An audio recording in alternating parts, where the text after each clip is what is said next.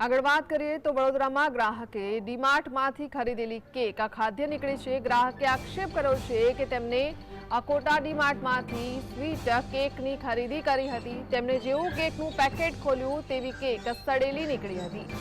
તો આ મામલે આરોગ્ય વિભાગ દ્વારા મોલમાં તપાસ કરવામાં આવે તેવી માંગ ગ્રાહકે કરી છે। હાલ સોશિયલ મીડિયામાં સડેલી કેકનો વિડીયો વાયરલ થઈ રહ્યો છે।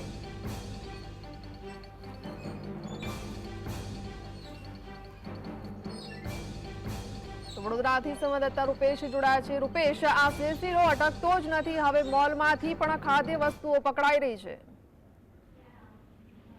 જે ચોક્કસ જે રીતે આ વડોદરાના ડીમાર્ટમાંથી આ કેક ખરીદી કરવામાં આવી હોવાનું કહેવાય છે। ગ્રાહકે ઘેરે જઈને ખોલતા તેમાંથી ફૂગ જેવું નજરે પડ્યું, વાંચી પણ હોવાનું બહાર આવ્યું।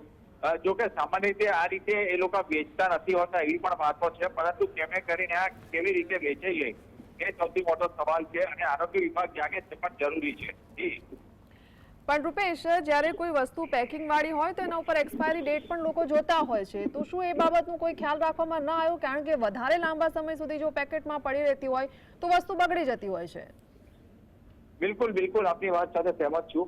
એ ખરેખર એ તકેદારી બંને તરફે હોવી જોઈએ।